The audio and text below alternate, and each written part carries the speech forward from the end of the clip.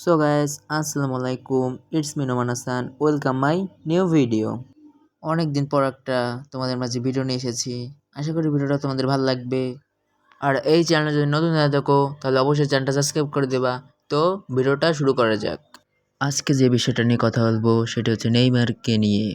তাহলে কি Neymar junior আমাদের ডিএলএস গেমে আসলেই ব্যাক করছে? খুবই দুঃখের সাথে বলতে হইতেছে যে ডিএলএস 26-এও নেইমার জুনিয়রকে আমরা ডিএলএস গেমে পাচ্ছি না। তাহলে কি নেইমার জুনিয়রকে আমরা আর ডিএলএস গেমে দেখতে পারবো না কখনোই? এই প্রশ্নটা কিন্তু থেকেই যায় তোমাদের মাঝে। হ্যাঁ, আমরা নেইমার জুনিয়রকে পেতে পারি যদি এফটিজি ব্রাজিল টিমের সাথে চুক্তিবদ্ধ করে, তাহলে আমরা নেইমারকে ডিএলএস গেমে ব্যাক পেতে পারি।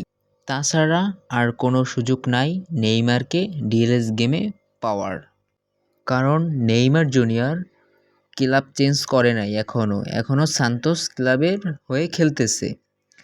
নেইমার যদি ক্লাব চেঞ্জ করতো, যদি অন্য কোনো ক্লাবে যাইতো, তাহলে আমরা নেইমারকে পাওয়ার একটা সম্ভাবনা ছিল। যেহেতু সে এখনও সান্তোস ক্লাব হয়ে খেলতেছে, এখন তাকে গেমে পাওয়ার কোনো সম্ভাবনা নেই বললেই চলে। আমি এখনও নিজেও জানি না নেইমার জুনিয়র ডিএলএস গেমে কবে ব্যাক করবে। হয়তো ডিএলএস 27-এ আমরা অপেক্ষা করব তার জন্য, যেহেতু ডিএলএস 26-এ তাকে গেমে পাওয়ার কোনো সম্ভাবনা নেই বললেই চলে।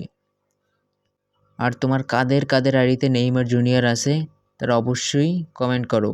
আর এই ভিডিওটা কেমন হয়েছে তো অবশ্যই কমেন্ট করে জানাবা। তো সবাইকে ভিডিওটা দেখার জন্য ধন্যবাদ। আল্লাহ হাফেজ।